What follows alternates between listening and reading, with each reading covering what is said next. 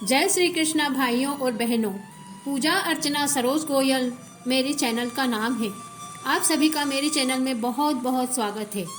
कार्तिक मास स्नान आज से मैं आज सभी को कार्तिक मास महात्म की कथाएं सुनाना शुरू कर रही हूँ। आज मैं आपको कार्तिक मास महात्म का पहले अध्याय की कथा सुनाऊंगी। कार्तिक मास का स्नान शरद पूर्णिमा के दूसरे दिन से कार्तिक सुदी एकम से शुरू किया जाता है और कार्तिक की पूर्णिमा तक किया जाता है। इस माह में किया जाने वाला दान पुण्य तप व्रत 1000 गुना फल प्रदान करते हैं। इस मास में स्नान ध्यान व्रत दान का बहुत अधिक महत्व है। कार्तिक मास का स्नान करने वालों को सुबह ब्रह्म मुहूर्त में उठकर पवित्र नदी जलाशय में स्नान करके भगवान राई दामोदर की पूजा सेवा करना चाहिए। तुलसी जी की पूजा का नियम लेना चाहिए। दीपदान करना चाहिए और केला पीपल तुलसी पथवारी इन सभी की नित्य पूजा करके सभी भगवानों की कथा कहानियाँ और दर्शन करना चाहिए। यह मास श्री कृष्ण जी का प्रिय मास है। कार्तिक का महीना श्री कृष्ण भगवान को अति प्रिय है और इस मास का व्रत नियम करने वालों को कार्तिक महात्म की कथा अवश्य श्रवण करना चाहिए। नित्य प्रति कार्तिक महात्म का एक अध्याय का श्रवण करने से कार्तिक स्नान का फल हजारों गुना बढ़कर प्राप्त होता है। कार्तिक महात्म की इस कथा को श्री कृष्ण जी अपनी अत्यंत प्यारी प्रियतमा पटरानी सत्यभामा जी को सुना रहे हैं। ऐसे महात्म से युक्त संपूर्ण पाप विनाशक विष्णु भगवान को अतिशय प्रिय तथा भुक्ति मुक्ति प्रदान करने वाला कार्तिक मास कहा गया है। हरि जागरण, प्रातः काल में स्नान, तुलसी महारानी की पूजा, अंत में उद्यापन तथा कार्तिक में नित्य प्रति दीपदान, ये 5 कार्तिक मास के व्रत के आवश्यक कार्य हैं। इन 5 व्रतों को जो प्राणी पूरे कार्तिक मास भर करता है वह मुक्ति तथा भुक्ति दोनों फलों को प्राप्त करता है। ऋषि गणों ने कहा, विष्णु भगवान का प्रिय अधिक फल को देने वाला, शरीर के रोम रोम को प्रसन्न रखने वाला, इतिहास पूर्वक कार्तिक मास का विचित्र महात्म मैं सुन रहा हूँ। एक बार अत्यंत हर्ष से गदगद होकर श्री कृष्ण जी की प्रिय पटरानी सत्यभामा जी ने अपने पति श्री कृष्ण जी से कहा कि हे स्वामी, मैं बहुत धन्य हूँ, मेरा जीवन सफल है। मैं अपने को कृतकृत्य समझती हूँ कि मेरे जन्मदाता वे माता पिता भी धन्य हैं, क्योंकि उन्होंने निसंदेह त्रैलोक्य सुंदरी मुझ सत्यभामा को जन्म दिया है। इस सुंदरता का ही प्रभाव है कि आपकी 16,000 स्त्रियों के रहते हुए भी मैं आपको विशेष प्रिय हूँ। केवल इसी के लिए मैंने कल्प वृक्ष के साथ आदि पुरुष आपको विधि पूर्वक संकल्प करके नारद जी के लिए उस समय समर्पित कर दिया था, जब संसार के लोग कल्प वृक्ष का नाम भी नहीं जानते थे। वही कल्प वृक्ष उस समय से मेरे आंगन में लगा हुआ है। हे मधुसूदन, तीनों लोकों के स्वामी भगवान लक्ष्मीपति की मैं अतिशय प्रियतमा हूँ, इसलिए मैं आपसे कुछ पूछने की इच्छा करती हूँ। यदि आप चाहते हैं तो मेरे प्रश्न का उत्तर विस्तार पूर्वक मुझसे कहिए, जिसे सुनकर मैं अपना कल्याण करूं, जिससे कल्प पर्यंत भी मेरा एवं आपका वियोग कभी न हो। श्री सूत जी ने कहा कि इस प्रकार अपनी प्रियतमा सत्यभामा की बातें सुनकर श्री कृष्ण जी मंद मंद मुस्कुराने लगे। सत्यभामा का हाथ अपने हाथ में लेकर हास परिहास के साथ कल्पवृक्ष के नीचे पहुँचे और उस स्थान से सब सेवकों को हटा दिया। सत्यभामा की ओर देखकर हंसते हुए उनसे पूछने लगे। सत्यभामा भगवान के इस अनुराग को देखकर और संतुष्ट और पुलकित हो गई और श्री कृष्णचंद्र भी सत्यभामा को देखकर गदगद हो गए।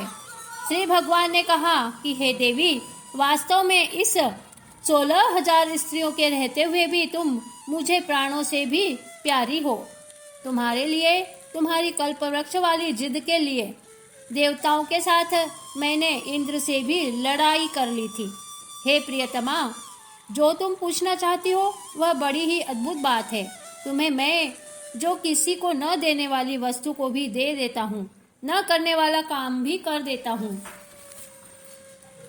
तुम्हारे मन में जो प्रश्न है वह मुझसे अवश्य पूछो, मैं उसका उत्तर तुम्हें जरूर सुनाऊंगा। सत्यभामा जी ने कहा कि हे नाथ, मैंने पूर्व जन्म में कौन सा दान, व्रत अथवा तपस्या की थी जिसके प्रभाव से मैं संसार में पैदा होकर भी संसार की बाधाओं से मुक्त हूँ और आपकी अर्धांगिनी बनने का सौभाग्य प्राप्त है। सर्वदा गरुड़ जी पर सवारी करती हूँ। आपके साथ इंद्रादिक देवताओं के यहाँ आपके जाने पर आपके साथ मैं भी जाती हूँ। यही मैं पूछती हूँ कि मैंने उस जन्म में कौन सा शुभ कर्म किया है। पूर्व जन्म में मैं कौन थी, मेरा कैसा स्वभाव था और मैं किसकी पुत्री थी। श्री कृष्णचंद्र जी ने कहा कि हे प्रियतमा, तुम सावधान होकर सुनो, मैं तुम्हारे पूर्व जन्म की कथा कहता हूँ। उस जन्म में तुमने जिस पवित्र व्रत को किया था सो बतलाता हूँ। जब सतयुग का अंत हो रहा था, उस समय मायापुरी में एक अत्रि गोत्र वाला देव शर्मा नामक ब्राह्मण निवास करता रहा। वह समस्त वेदों तथा वेदांगों का पारंगत, अतिथि पूजक, अग्निहोत्री तथा सूर्य नारायण का व्रत करता था। सर्वदा सूर्य देव की उपासना करने के कारण वह दूसरे सूर्य की भांति दैदीप्यमान था। उसको वृद्धा अवस्था में गुणवती नाम की एक कन्या उत्पन्न हुई। देव शर्मा को उस पुत्री के अतिरिक्त कोई भी संतान नहीं थी। उसने अपनी पुत्री का विवाह अपने एक शिष्य चंद्र के साथ कर दिया। पुत्र विहीन देव शर्मा अपने शिष्य चंद्र को अपने पुत्र के समान मानते थे और जितेंद्रिय चंद्र भी देव शर्मा को अपने पिता के सदृश समझता था। एक दिन चंद्र और देव शर्मा दोनों कुश और समिधा लाने के लिए वन में गए और इधर उधर घूमते घूमते हिमालय के समीप एक उपवन में पहुंच गए। तब तक उन्होंने एक विकराल राक्षस को अपनी ओर आते हुए देखा। उसे देखकर ये दोनों भय से व्याकुल हो गए। शरीर के अंग शिथिल हो गए और वे भागने में असमर्थ हो गए। यम स्वरूप उस राक्षस ने उन दोनों को मार डाला।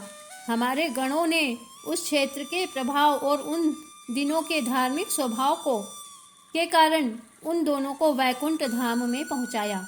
जीवन भर उन दोनों ने जो सूर्यदेव की आराधना की थी उसी से मैं उन पर बहुत प्रसन्न था। हे प्रिय, शैव सूर्योपासक, गणेश के पूजक, वैष्णव और शक्ति के पूजक, जैसे वर्षा का पानी समुद्र में गिरता है उसी भांति ये सब अंत में मेरे ही समीप आते हैं। अकेला मैं ही नाम और क्रिया के भेद से 5 रूपों में विभक्त हूँ। जैसे किसी का नाम देवदत्त है, वही देवदत्त किसी का बाप है, किसी का पुत्र है, किसी का भाई है और किसी का भतीजा है। लेकिन वास्तव में यह देवदत्त एक ही है। अस्तु, सूर्य के समान तेजस्वी वे दोनों मेरे बैकुंठ में आकर रहने लगे। विमान पर यात्रा करते थे। उनका मेरे समान रूप था। वो मेरे ही समीप रहते थे और उनके शरीर में दिव्य चंदन लगा रहता था। इस तरह श्री कृष्णचंद्र भगवान ने अपनी प्रियतमा सत्यभामा को उनके पूर्व जन्म की कथा सुनाते हुए कहा कि उनके पिता और पति को एक राक्षस ने मार दिया। अब उसके आगे गुणवती ने क्या किया, यह कथा हम तुम्हें दूसरे अध्याय में सुनाते हैं। आज पहले अध्याय की कथा यहीं समाप्त होती है। श्री कृष्ण गोविंद हरे मुरारी, हे नाथ नारायण वासुदेवा। इस तरह कार्तिक मास महात्म्य सुनने के बाद इस मंत्र का प्रत्येक व्यक्ति को जाप करना चाहिए। बोलिए श्री कृष्णचंद्र भगवान की जय।